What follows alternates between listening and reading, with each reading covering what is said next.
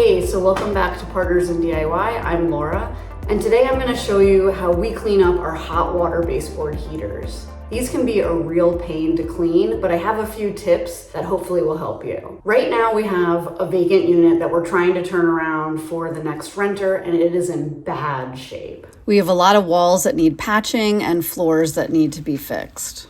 The previous tenant was a chain smoker and never cleaned, so every surface has a layer of tar mixed with dust, even the radiators. We are planning to use ozone as one of the tools to tackle the odor in this unit, and in order for that to be effective, we really need to get out as much of the tar and the dust as we can. Some of you may have never seen inside of your radiators, but they're basically a column of pretty delicate foil fins that increase surface area in order to radiate the heat more efficiently.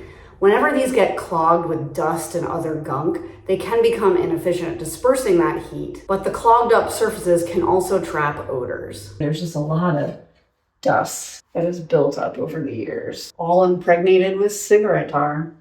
So the first step to this whole process is to basically take apart your radiator. So you can decide how far you want to go with this. We're going to take off every panel, the front and the backs, so that we can paint those and restore them, as well as paint behind them. So you basically just slide off the front panel. It should come out pretty easily. and then you have to unscrew the back panel. In our case, the screws were lined up with one above and one below the copper piping. Also, I should mention that a lot of these radiator parts are pretty sharp, so definitely wear heavy-duty gloves to protect your hands when you're taking them apart. And then you slide these supports off, and then you can usually lift out the back of the radiator as well if you're gonna go that far. If you just want access to the foils to dust them, you don't need to take out this back panel, but if you wanna paint, you probably should. We want to clean every surface of these radiators, so we're taking everything out and just leaving the fins and the copper pipe. Once we removed all the panels, we placed some supports underneath the foils in order to protect the copper pipes and keep it from being damaged or bent, which could create leaks that would become problems down the road. Next, vacuum the fins to remove as much of the dust as possible. I did a little test run on the foils, and I'll show you that before I finish the rest of it. So here you can see inside the foils, there's just a lot of gunk even after vacuuming, especially up around that copper pipe. And all of that gunk has cigarette tar in it. So it's really important that we get rid of that. So here's the spot where I did the wash, and it looks a lot better. So let me show you the process that I use to clean these radiators.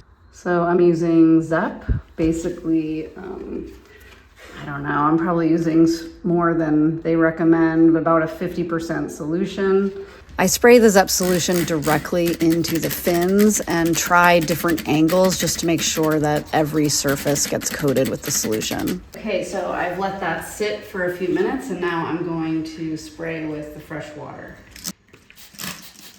You can probably get pretty good pressure using a pump sprayer, but in my case with the spray bottle, I had to go through a lot of water to rinse off all of the gunk. Yeah, you can see there's a lot of junk coming off here. This is looking so much better versus this side where I haven't gotten to yet. I'm gonna definitely put a tarp down going forward.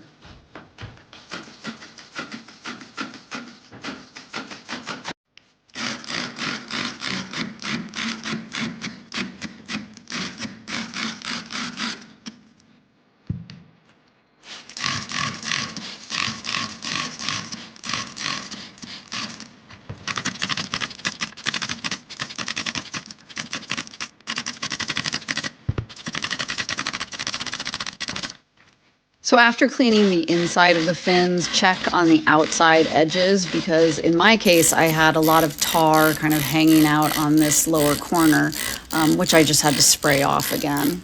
I think next time I'm definitely going to be using a pump sprayer instead of a hand spray bottle. My hand is definitely feeling it.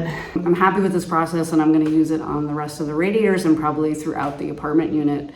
And then hopefully this weekend, Craig will get to ozoning the room and we can start patching up the walls after that and painting. So now that I've cleaned the foils and the copper pipe, it's time to actually work on the panels so that I can put it all together. When I took them off in the beginning, I actually labeled them so I knew exactly what part of the radiator each one goes on. It just makes things a lot easier when you go to put them back together.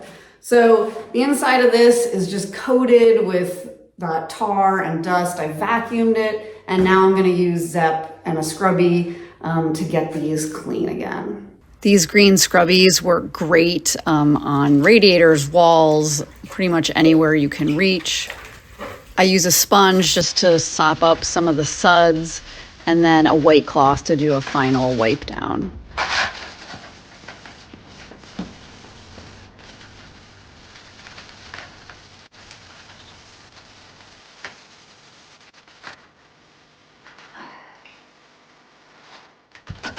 For some of the more stained areas, you're going to need to do 2 passes.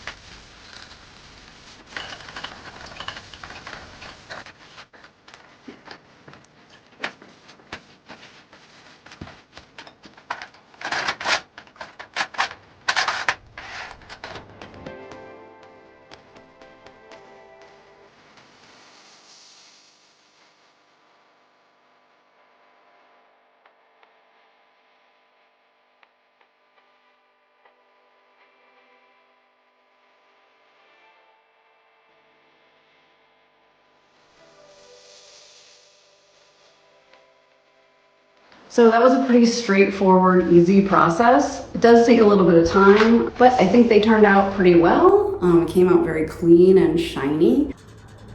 It's a pretty obvious difference. So the only thing left now are the supports that attach to the fins. And so I'm probably gonna just soak these in Zep and then scrub them just so that it's a little bit easier to break it up. And now the next step is to paint these. So I'm gonna actually end up sanding and getting them ready to spray paint. And we'll save a lot of money not buying new radiator covers, because these are all in pretty good condition. They're not bent or scratched up too much. So I think if we just get a nice layer of spray enamel on them, they'll last for quite a long time. So if you enjoyed this video, please subscribe to our channel, and we'll see you guys at the next one, where we'll share more tips and tricks that have worked for us that hopefully are helpful to you.